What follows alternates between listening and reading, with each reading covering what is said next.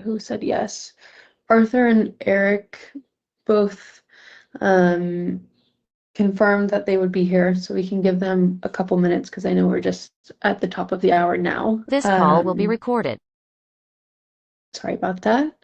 So we can give them a few minutes and then we can dive into the training. Just to, hi, well, it's good to meet everyone. Just to kind of confirm, we want to make sure we're doing a full training. We'll go through creating diaries, collecting observations, and then getting into JC cards as well. Is that right? Awesome. Okay, cool. I'll go check with them. I'll be right back. Okay, thank you.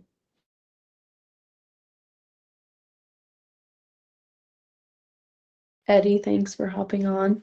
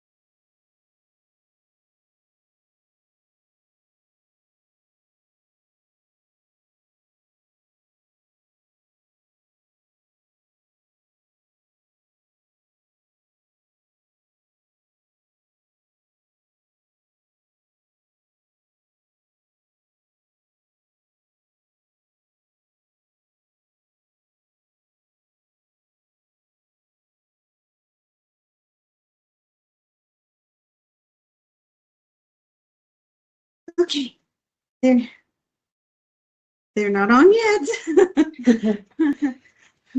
I'm sure they'll jump on soon. Yeah. Okay. We'll give them a minute or two and then I think I have to let them into the meeting from the waiting room, so I'll see them pop up here. Now, has anyone in this group started using HeadLight, or are we pretty new to it? Well, I'm completely new to it.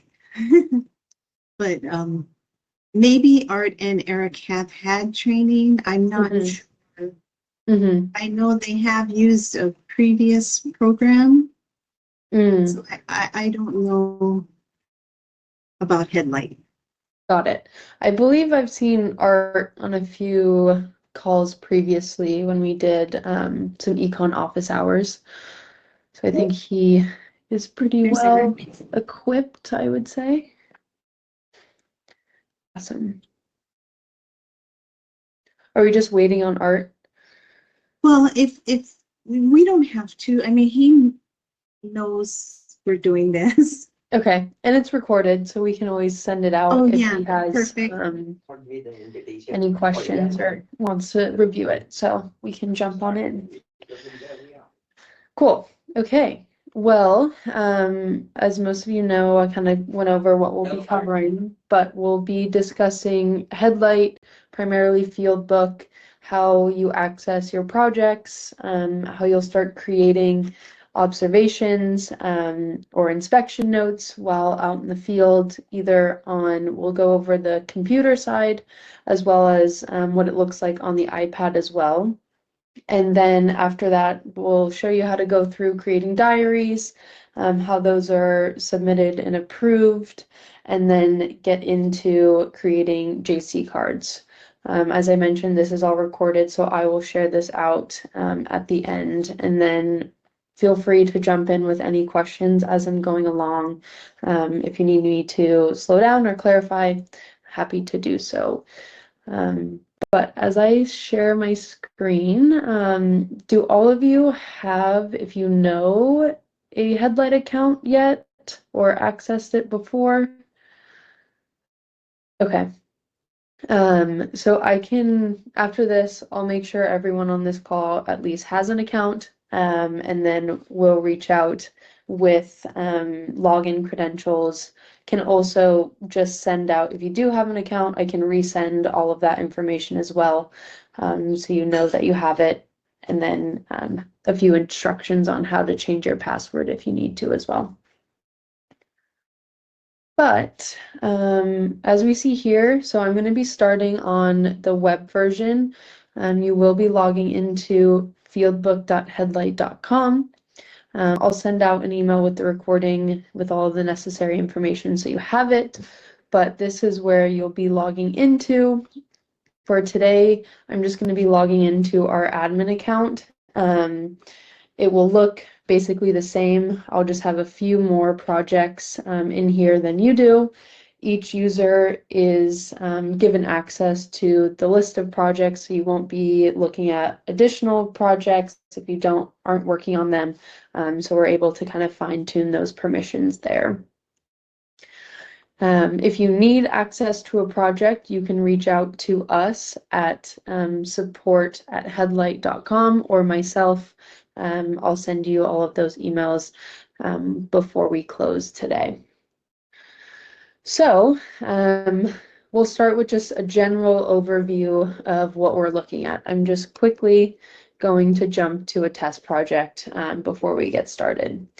So when you first log in, you will see this fieldbook page. You will primarily be starting at what we call journal observations. So this is anything like a note, an image, a video. We have a new audio here, weather, a start and end time. That is all going to show up on the journal page. So we'll go over just kind of the key buttons and then jump into how you create some of these observations. So we'll start at the very top. We have just the normal HeadLight logo, and then we have Fieldbook. So these tabs essentially will allow you to jump between specific parts of the HeadLight softwares. So we have Fieldbook, and then you all should have access to what we call Portal. And Portal is basically just a read-only view of everything we see in our projects. This is primarily going to be for any outside viewers of the HDOT projects, so you don't really need to worry about it. You can take a look. It is going to be all read-only, so that means everything that will go through is essentially locked. But if we're viewing Fieldbook, we have full reign of creating observations, viewing, opening, downloading, etc. Then as we move to the right-hand corner, we will see typically it'll be your full name or the account name. So we have our admin, and in this drop down, you can see a few things. You can toggle notifications on if you'd like. That's typically related to comments, more in-app notifications. We have auto filter information, so we'll get into that here in a second when we're looking at searching for either reports or observations. Some of these have auto filters when you first log in, but we'll dive into that here soon. We have My Downloads. My Downloads is, if I click on this, we can see all of my previously downloaded documents. So I can either re-download them or make sure that I have them here. Obviously, if you do download them, they will appear on your local device, but you can view kind of that past queue under My Downloads. When I reopen this menu, I'm actually going to jump back to Journal so we can see the full menu. A few of you will be able to access, primarily if you are an office manager, the project tab. If I open this, we are jumped to the project information. As you can see, we have another tab here called project that's opened. You can see the project details, and primarily for the office manager, if you do need to add users to projects, you are able to do that here. So Annette, you may be looking at this in the future, but you can quickly add necessary people by typing or searching their name here and then clicking add. You are able to remove them as well if you need to in the future. These other two are primarily going to be for our admin use, so no need to worry about those. Those may or may not appear on when you log into the project app, but this is primarily just looking at the tags and labels that we will see on the fieldbook side. So I'm going to quickly jump back to fieldbook by locating its blue tab here. And then at the end of this list, we do have logout and profile. Profile is where you can update your password once you've logged in if you need to. All right. Now we're going to head over to this left-hand side menu here. Anything that's highlighted blue is going to be the page that we are currently on. So right now we're looking at journal observations. We can cycle through to spreadsheets. We'll be able to see all of these information and observations here.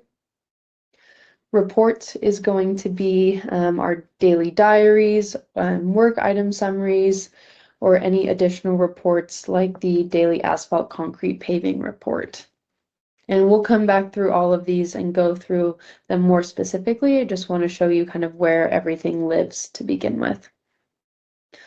Next is going to be forms. So this is primarily going to be your JC cards, as well as eventually payments and change orders, but that will be coming later on.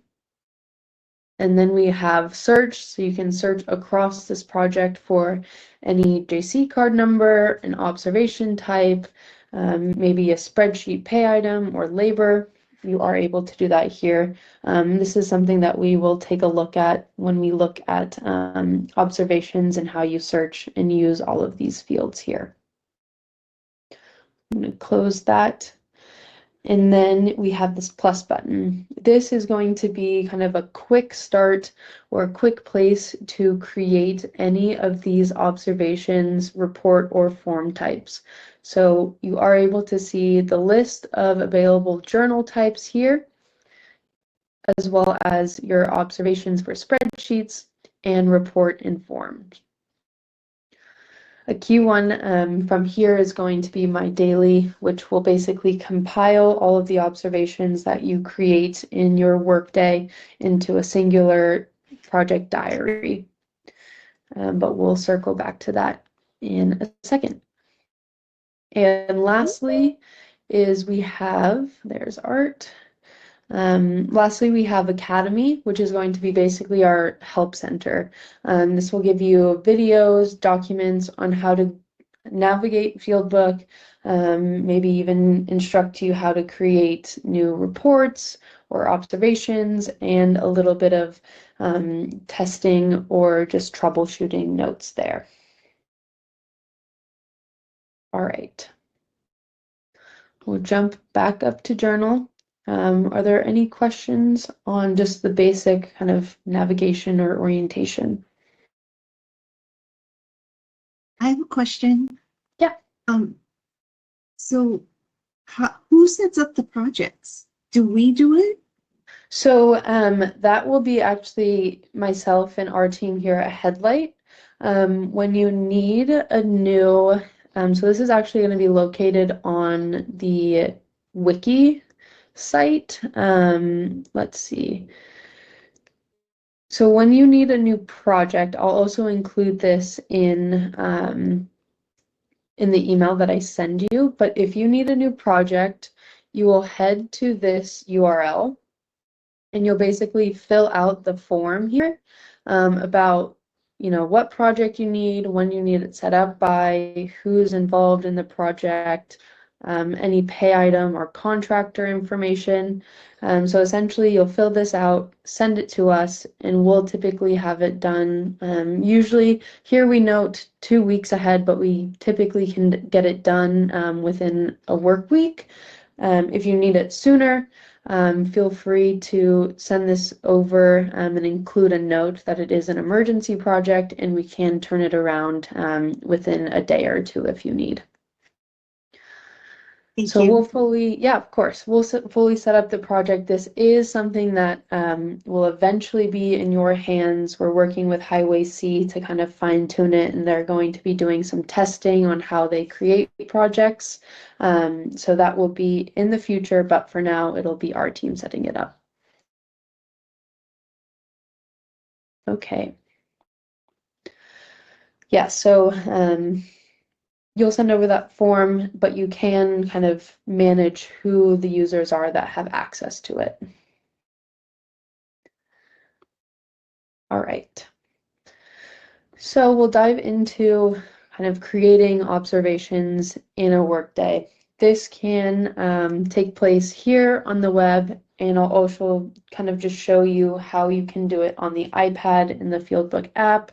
This is a very similar workflow. There are just a few differences in how this is laid out, but for the most part, it's going to look the same on the web and the iPad. All right. So, when you are creating new observations while you're out in the field, your favorite thing is going to be this green plus button. When I go ahead and click that, I'm able to look at and select the type of observation I would like to create. Let's say I can select an image.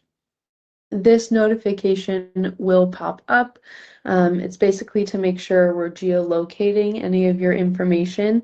And if I hit OK, that will allow Fieldbook to access my location. As you can see here, you do have a small map that I can open up a little bit larger to see where I'm located. So you can see I'm just outside of Chicago right now. But in this observation, when I open it, we will have basically not available. But if I tap on this, I am able to select the image that I would like to upload. And when I do that, it will then upload my media to this observation. This is something that will look slightly different on the iPad.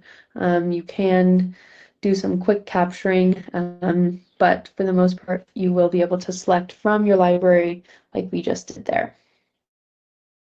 One key thing that you can do here and on the iPad is if you tap or click on the image, and you can click annotate, you will be taken to basically a drawing center. So you can circle any information, add text if you need to, and kind of edit the photo if you need to point out specific things while you're out in the field. So once I hit accept, we'll see that kind of janky red circle appear on the image there. When that loads, we can take a look at editing any of the data that is associated to the image. So right now, we just see new image here. If I click on that, I can enter a new heading title. This is going to be useful if you want to search based on specific information or just change it from that new basic image title there. Then when we come to the right-hand side of the image, you have this small text box that you can enter any sort or length of description if you need to describe what may be going on in the image itself. Below that, we have custom labels or tags that are going to be associated to every observation within your Fieldbook project. So we have contractor, and I can select the contractor here. We can keep it at basic Highway K. These are always going to be pre-populated for your specific project. If you need to add a new one, let's say HeadLight is the contractor, I can type it in, hit enter, and it should create a new label. So I can create and add the label, and there's my second contractor. And once I do create a new label, if I close both of those out and I type in HeadLight, we can see that it now gets added as a drop-down option. One thing to kind of make sure here is if you're misspelling, it will add the misspelled item to the list, so that does sometimes create duplicates. This is something that we can go in and fix for you, but the key thing is to type in kind of the beginning letters of your name or contractor and make sure you're finding it in the list before creating maybe a duplicate label there. All right, and then all of these labels work the exact same. We have the pre-populated labels you can see here that I can select, as well as the pay item data that has been added to the project. So you're able to go through these. This is going to be really key when searching or just keeping track and noting what data or information and work took place while or associated to this image rather. All right. Additional information associated to the observation is going to be the date and time it was happening. This can be edited if you need it to, so maybe it's a picture from a few hours ago. You could go ahead and do that. So let's say it's at 10 a.m. And I can set it to p.m. or a.m. by doing that. And when I hit OK, we can see that it does change down below as well as the top here. I can add additional location information if needed, but obviously we do have pretty precise geolocation based on the lat and long as well as the map there. Now, for observations, you are able to have this menu here. So this is going to be associated to every type of observation you create in the journal section. So we can view the media at full screen. So we can see this is a larger observation here. If I close that and head down to this menu, we can share the observation. So I can actually email this to someone if I need them to take a look at it. They'll get an email notification as well as a URL that will bring them straight to the observation. I can also clone the observation. So if I hit this, it'll make an exact duplicate of what we see there. Sorry, I'm going to just scroll back down. You can delete the observation. You can download the observation. And this is a document count. So this will show you actually if it's included, say in a project diary or any other document that's created in HeadLight, you're able to see that. This is useful, like I said, for those project diaries and also for JC cards if they're associated to any file attachments. The file attachments will appear in this journal page, and you can actually navigate quickly back to the JC card using this button. So that's something we can look at when we dive into JC cards. But that's really everything within an observation. I know there's a lot of things going on, but your key things are going to be at the top here with adding the necessary either media or notes, and then attaching them to a specific label in each of one of these groups. Okay. Other things to kind of just keep in mind in this journal layout is here we have a few ways you can see all of the observations a little bit quicker. An ideal way is looking at this image. If you're looking for specific images, you can go ahead and do that and just see them as thumbnails as well. Right. So lastly, before we get on to another tab, is going to be at the top, we do see this search here. So right now we're seeing 710 observations in this list. If I click this drop down, we're able to see the search. We can search it off of a keyword that will either be from the observation's title or the text description. We can search by type.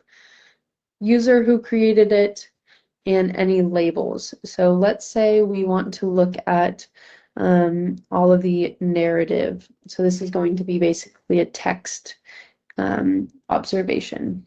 So when I do that, we can see that now we see 201 narrative observations that appear. If I click on the search again, that will close, and we're able to see all of the narratives that have been entered in this project. So you're able to really fine-tune all of this information as much as you would like for the filters. We have the clear filters if you want to basically reset it to 0. And then we also have select all. So if I wanted to select all, that means I'm selecting all 201 observations here. We can see that in the bottom left corner as well. And this essentially, once we get through the spreadsheet, I'll show you how you can select observations to then create documents like a project diary. Another thing is the download. So you can download this into a document, either a PDF of all of the journal observations or a spreadsheet with all of the spreadsheet observations. So that's key if you want to be doing some data collection or analytics on the side with the spreadsheet information. So I'm going to click Clear Filters, and quickly I can show you actually how you can select some observations and create documents off of it.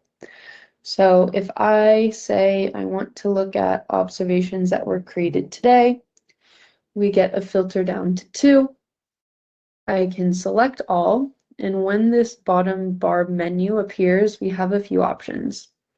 I'm going to quickly close our search, and we can see add labels. So if I tap this, I can add any new labels, well, basically bulk add labels to all of my observations that were selected.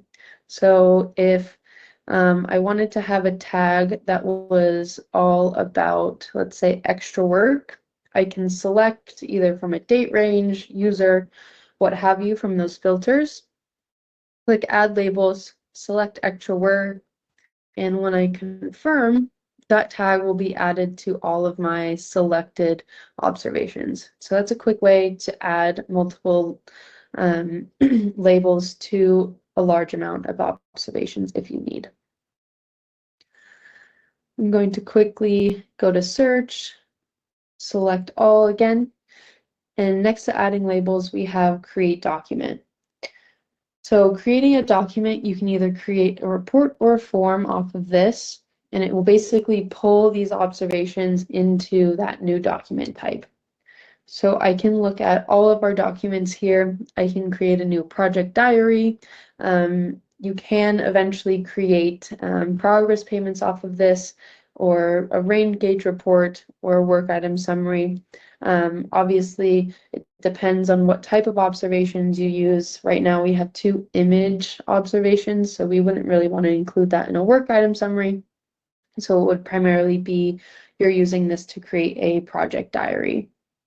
We'll create a project diary here in a second once we get more information, let's say from the spreadsheet observations, but you can do this quickly from create document in the bottom right-hand corner. I can close that. And then lastly here, we have this hamburger menu. If I click that, I can clear my selections, which will basically uncheck the observations that I've selected. I can change the date of these observations. So similarly to what I did before, I can say, hey, these were both actually created on the 13th, change the date and click confirm, and those will change the date. And if I jump back down here, I can bulk clone these 2 observations, and I can also delete them as well.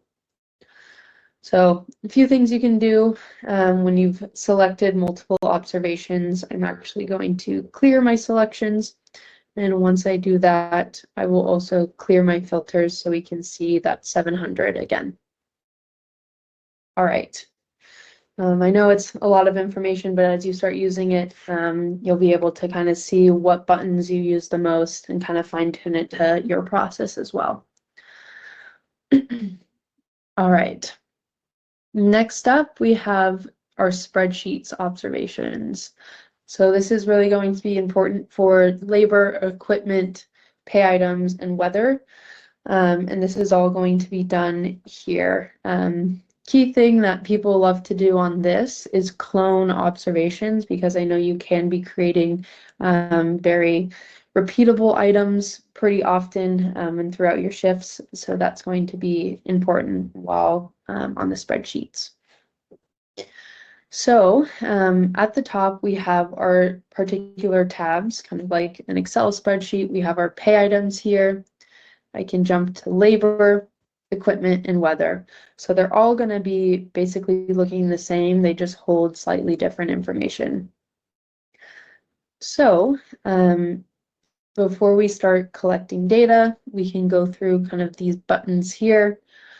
The hide, this is going to control all of the columns that you see on our spreadsheet. So maybe we don't want to see pay item for labor. I can deselect that and that will go away. This is all going to be specific to your user. So what I select here won't impact anyone else's view. Everyone will have their own custom view that they choose to view. So I can just keep hiding or adding columns as I see fit, and that will change what I see here. We can also sort all of this information. So let's say we want to sort by name. That means within these date blocks, the observations will be sorted by name. So we can see here, it's A to Z. You can also quickly sort by tapping on the column header here as well. But as you can see, when I do that, I can sort port per contractor, but it's only going to be applied to this date. So we can see this below. Anything that's highlighted blue is still going to be sorted by that column. So this sort function is basically going to be the one that dictates all of the dates, but you can change it individually. All right. Back up here, we see this freeze icon.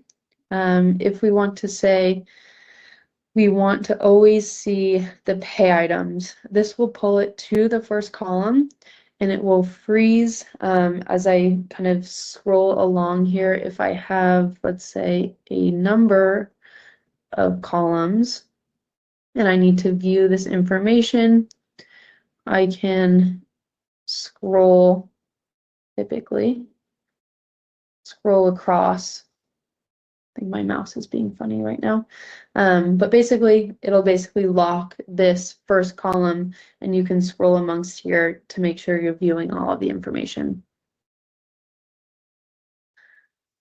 Then these are basically going to be just some quick filters that you're able to see change here. So right now, basically you can see, all right, how many within the 12/14 date did Daryl collect? So if there would be multiple, it would basically find all of Daryl's observations for this date and lump them together. Really, the main thing I would suggest is the sorting function and the freeze to make sure you're seeing the data that you need to. You can do it, but it does get, as you can see, does get a little bit clunky since it does separate all of the dates into the specific groups by the tag. Right. So that's going to function all of these the same across each of these tabs. So it's not going to, you don't have to learn really new things. As long as you get a few of these down, you'll be able to use these tabs to your advantage. Also, similar to the journal observations, we have the search at the top. These will function all of the same way as the search before. Okay. So let's start kind of creating some observations. We have labor here. We'll stick to labor. We'll come over to our green plus button. Next to it is going to be the date that we created on. So when I hit the green plus button, we'll see that we now have a new observation on June 14th. You'll have the initial of who created the observation, and you can start adding your particular users here. So we have Alan. If they're associated to a contractor, their contractor label will automatically be tied to them. So you don't have to create one and then create another. You can select the pay item that it may be associated to, and then you can go ahead and enter the hours that they worked for that particular day. You are able to add tags and maybe equipment that they're associated to, and I believe we should also have their classification here. So in the back end, this will typically also be associated to the person's name. So Alan here is a laborer. If you do need to change it, you can in this drop down. All right. So like I said, one key thing is going to be cloning. So if I use this checkbox here, it selects my observation. We have that bottom menu appear here. And if I go to my handy hamburger menu, I can hit clone. And let's say Alan also is going to work Saturday at 10:45 a.m. And when I do that, we will see Alan's name appear again with the same information that's carried over from the first observation.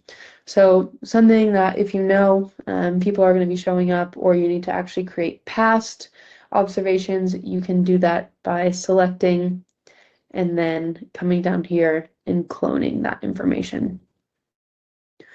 All right. So we can look at equipment. Once again, spreadsheet looks exactly the same.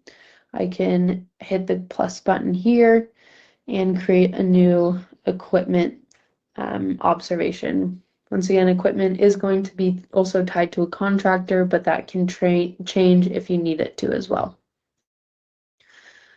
All right, I'll add a pay item just for fun.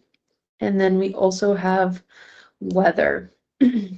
So weather, this is primarily going to be used for rain gauge information. So you can see here in January, we did add some information, but I can go ahead and add some for today. Let's say today is light showers, and we got 1/3 of an inch for today. All right. So as you start going through, adding your observations and collecting all of the things that happened while in the field, you will basically have a buildup of what you did that day. One thing that I know we wanted to go through is creating diaries. And you can create diaries by quickly coming over to this plus button here and looking for MyDaily. So MyDaily will basically compile all of the observations, journal, and spreadsheet into a single document that is from that 24-hour period. There is a function on the iPad that I'll show you here in a minute that actually allows you to collect if you are working the night shift. It will do 12 p.m. to 12 p.m. But if you are on the web or working a normal day shift, it will be the 12 a.m. to 11:59 period.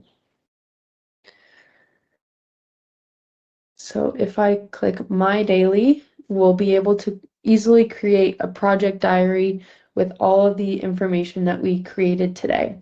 So in this pop-up, this is called our form cart. You're able to see the type of document that was created, the document name, so I can add a name to this that will populate. the status of it, and then these tabs here, we see report items. This basically shows you all of the information or data that is within this form. So we're able to see all of those observations here, and you can view this report by clicking download PDF. And once I do, we'll be able to see all of the observations that I just created in a form. So here we have our rain or weather observation, equipment, labor or personnel. And then if I scroll down, we have all of our journal observations. So they'll all be grouped under the particular headers here in the diary itself.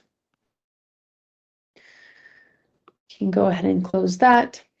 And then if you are out in the field, you can submit this so that it can be reviewed by the office manager if you need. Eventually, this will be important when you're submitting pay item data and collecting the quantities information for payments. So that will be a key piece eventually for us to make sure we're tracking the pay item information for your eventual progress payments. But that is how you will create reports. Another way that you're able to create the report is if I come to journal, I can use my search to do a date or filter, or I can quickly check the observations that I want to select. Like we reviewed earlier, come down to create document and create a project diary. Once I do that, we'll see that there are two images in this second project diary with our form cart here, excuse me. You can go ahead and dismiss this report. Once I dismiss it, it essentially closes the cart and shows me all of the reports that are on the project itself.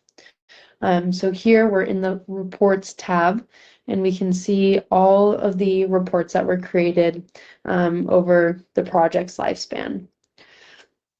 So if you're coming in here and want to review certain project diaries, you can do so. So if I select this project diary that was created by Inspector Craig, I can hit download PDF, and we can see this project diary that was created by another user.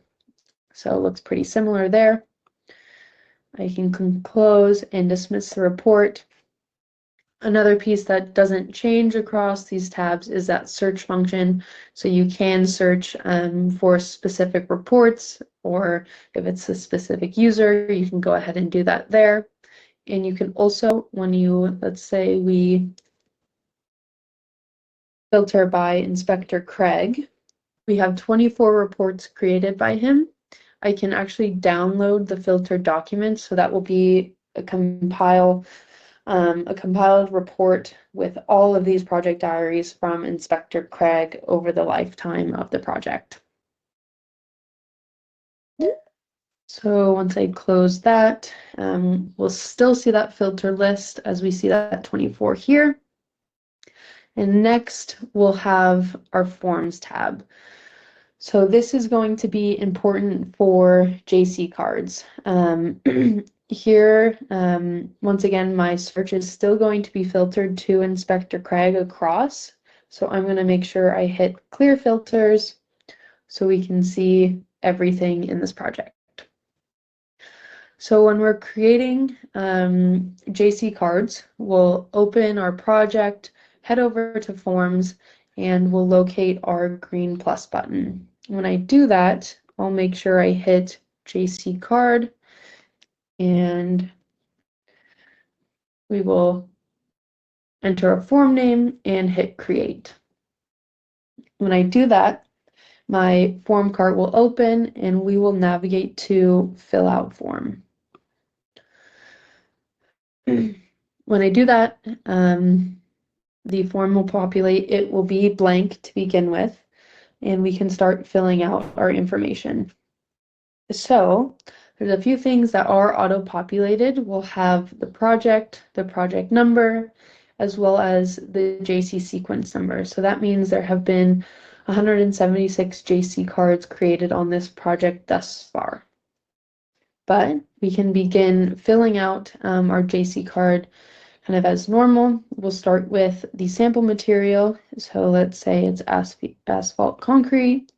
I will select that, and we'll have our next sequence number appear specifically for the material. So this will be the 5th asphalt concrete JC on this project. We can have the acceptance, verification, or contractor acceptance field here. Let's say it's acceptance. And then we can navigate to the sample card going to. This will basically condense or filter out all of the labs based on the sample material. So right now, asphalt concrete will go to highway LB. If I were to change, let's say, this sample material, we can see actually right now that it is filtered down to all of the materials that highway LB can receive. So if I clear this field, we can now see the full list of, excuse me, of sample materials. So if I change this, now we'll see that it's a highway LS. And another piece that sample material is key for is going to be the concrete grout or the material submission section. So right now we have concrete 4,000 PSI, and we have the concrete grout section here. But if I quickly change this back to our asphalt concrete, we'll see below that the form changed to the material sample submission. For COCs or anything that does not require either of those field groups, that will not appear on the JC card. So I'm going to hit LB. We can select the island that this is associated with, and then continue entering all of my information on the JC card. I'm just, for time's sake, entering in the test, but as you can see, all of these fields with the asterisks are going to be required fields. So that means if you submit or attempt to submit a JC card without these asterisks field, it will throw an error and highlight the field in red. So we'll skip one of these so we can see that here in a second. As I continue down, I can select my quantity boxes. So let's say it's a pavement core in bags. I have to select one of those. And when I select bags, my bag weight here will basically unlock. So if we were doing just a pavement core, you'll see I can no longer enter information here. So let's switch it back to bags. Pay item number. This will have the pre-populated pay item information. Here, I can select more than one if it's associated to more than one. And as you go down, you'll just enter the information that's associated to the sample that you are submitting. All right. Once I get down to the sample or material sample submission section, I will have sampled by. This list is associated to all of the, I'm blanking on the word, basically all of the users that have the correct certificate or certification to collect the physical sample.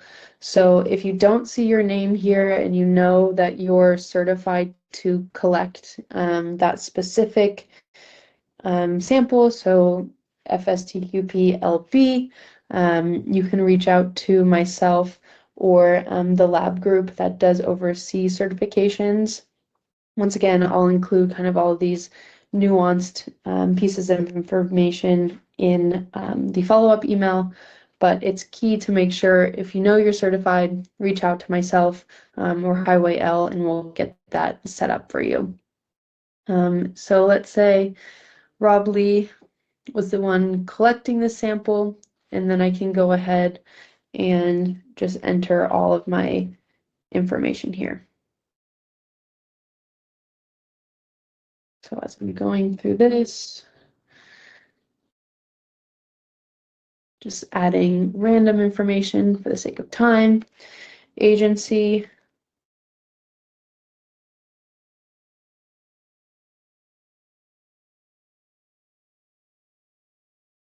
all right. So I filled out all of my information. You can add comments here. So please review. I spell, click add, and it will be added here to this discussion panel, as well as my JC card. I can also attach images or additional file types if I need to as well. So that's going to be important for CSCs if you're COCs if you're submitting those. All right, when I'm ready to submit my JC card, I will come to save. So it's important to always save your information before closing or submitting the JC card, and that will actually unlock this another hamburger menu, but this is the actions menu. If I click that, I can go ahead and hit submit. Once I do that, clearly I was missing a field here, so I can't submit it yet. So if I just enter data there, make sure I don't have any other red, hit save, have my action menu, submit it once again, and we can see by the bottom left corner that I have submitted successfully this JC card. So that means now, also in this approval log, we can see at what time and date and who submitted it, and this will also show you additional action log information. Now, this JC card will then be routed to Highway LB to then review and either accept or reject, and all the other statuses in between, kind of what you've submitted. So, towards the end, if you have submitted the JC card and you say, oh shoot, I forgot a pay item number here, when it is in the submitted status, you can reopen your JC card by coming to actions, hitting draft, and once you do, you can once again edit the JC card if needed. So that's important. If you know you need to come back and review something, you can do so, but once it enters a different status, so maybe it's accepted, acknowledged, accepted with conditions, etc., you cannot set it to draft. Okay. I know we're coming to the top of the hour, but were there any questions on creating a JC card, filling it out, how it gets to lab, any of that?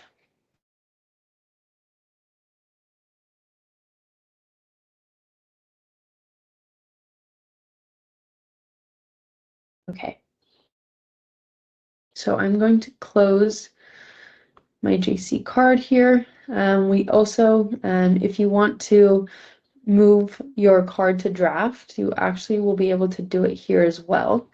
So if I do that, it can be now submitted again, but that is just up to you. You can also download the JC card if you need to as well. But I will close the JC card there. And let's see. I want to see if we have a return for corrections, because a return for corrections, you will, if lab sends, or if you send a JC card to lab and they move it to the return for corrections status, you will receive an email with a note about why it was returned for corrections and the link to the JC card. And that actually allows you to set it back to draft, make any edits lab is directing you to use or to do, and resubmit the card. So that's one case where, other than in the submitted status, you can move your card back to draft to make edits and then resubmit. But that is where you will get an email notification if lab notifies you of that. Okay. Well, that covers, it was a lot of information at probably a quick pace. But I'm happy to go over anything, or we can quickly take a look at what things look like on the iPad as well before we close out. And then, yeah, does that sound good? Okay, so I'm actually going to stop sharing here and jump over to my iPad.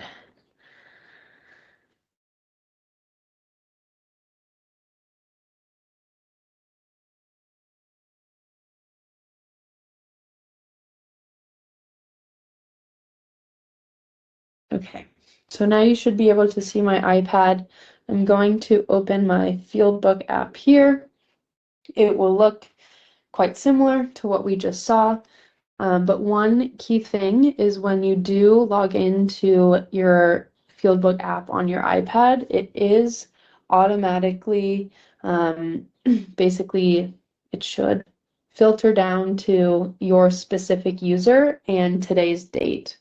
So that's one thing we want to make sure. If you are confused why you're either seeing no observations or a very limited amount, you want to make sure you tap this search at the top and reset any of these filters if you'd like. So maybe we want to go from, let's say January 1st to today. So I'll select that and tap away.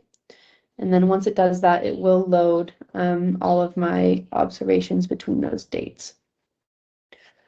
So we can see here, like I said, layout is very similar. We have the left-hand side panel where you can navigate between our pages. A key kind of difference is actually going to be at the top right-hand corner. We see kind of this globe or network image here that is green. If I tap on that, we can actually see the wireless health or connectivity health of my device. This is good if you're out in the field and you're kind of curious at why things might be loading a little slower. You can go ahead and see the time intervals of what may be going on, as well as your online or offline controller. So you can go offline, and when I select that, I can continue to create observations, but they won't automatically sync to the web. Once I get a connection back online, it will finally sync those, and you can view those on the web and confirm that those synced properly. Another piece at the top right corner is this upload. And this essentially shows you the last time you had a sync. So this is also going to be key if you're in a bad connectivity area. The app's kind of going from on and offline pretty frequently. You can hit sync now and it will actively sync any missed observations. Then next to that, we have our initials. So this is where if you are working on nights, you can hit switch to night shift. And now anytime that I create a daily report, it will pull from that 12 p.m. to 12 p.m. period. So that, say, if you're working from 7 p.m. to 5 a.m., all of those observations will be included, and it won't just be by the date, if that makes sense. We have users who are on night shift just automatically set their app to the night shift. We'll see that it's activated by the moon in the top right corner, and that's how you can make sure you're running your daily reports at the correct time frame and not having to kind of toggle back and forth between this. But you can switch back to day shift, so it's the standard. And then we also have some additional kind of more troubleshooting information. We can attempt to sync. We can send data to our support team. So that's really if you're having issues with your iPad, you can go ahead and tap that and it will send us an email kind of with back-end information to help you out there. And then you can email our support team and log out. So there is kind of just the general iPad. It's very similar. I can hit the green plus to create a journal observation. Once I do that, it will populate, or it should populate a new observation here at the top. And you can fill it out exactly the same as you would while on the web. We'll do it now.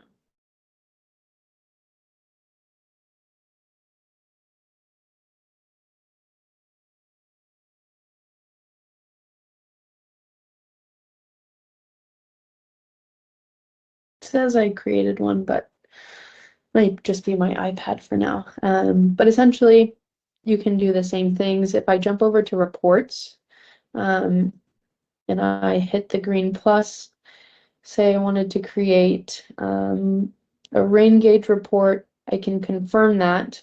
And essentially, this will populate and pull in any weather spreadsheet observations into this report, and you can go ahead and submit it just like a diary. Same thing with a work item summary as well. It will pull all the pay items that you created for that specific day into a work item summary. Forms, similar here. You can create a JC card. We also have the daily asphalt concrete paving report. The reason why it has a green check is that I can create one of these offline, and when I tap edit or view, it will open the form. I can enter and save all of my information in this form, and it can be offline. Once I get back online, it will populate to the web and save all of my information. So this is a form I know people actively do use. It does have quite a few fields and does replicate the one you're used to with all of the tabs here that you can move through and enter your data in. So I'm going to tap my left corner to go back to app. We'll see the cart and I can hit dismiss form here to make sure I'm viewing all my forms in the app itself. Other than that, I guess one key thing here really quick, because I know we're a few minutes over, is where is the MyDaily button? And we're going to find that once again in the plus and under MyDaily. If I create it, since I haven't created it from this specific user, we'll only see those two narratives pop up. And there you have it once it loads. But as you can see, app and online, quite similar. You're able to kind of fine tune each to the way that you would like, but overall going to be pretty similar experience, though the app does work offline if you need to while out in the field. So 3 minutes over. Are there any questions? I know I have some information to send you all. I'll also attach the recording as well so that you have it. But before we hop off, is there anything I can clarify for you all? Hey, Gabby, if we need help with this, can we contact you? Yes, of course. I will send you my contact information as well as our support team. And we're very responsive, I would say. You know, obviously, since I'm in Chicago, you are a few hours earlier. But I'm very happy to help, reach out with any questions. If you need to give me a call, we can hop on another screen share or anything like that if you run into any problems. Perfect, thank you. Yeah, of course, Eric. Anything else? Thank you so much, Gabby. I really Yeah. appreciate this training. Yeah, of course. I'm glad we found the time. Yeah, this is my first time. A lot of these guys have been doing this for years, and so I'm sure it's easier for them to catch on to what's going on. But I really appreciate it. Thank you. Yeah, of course. Yeah, reach out if you have any questions, or happy to get on another call and we can go through some more specifics if you need. Because like I said, I know it's a lot of information. Learning a new software is never easy. So yeah, here to help whenever you need it. Great. Thanks so Awesome. much.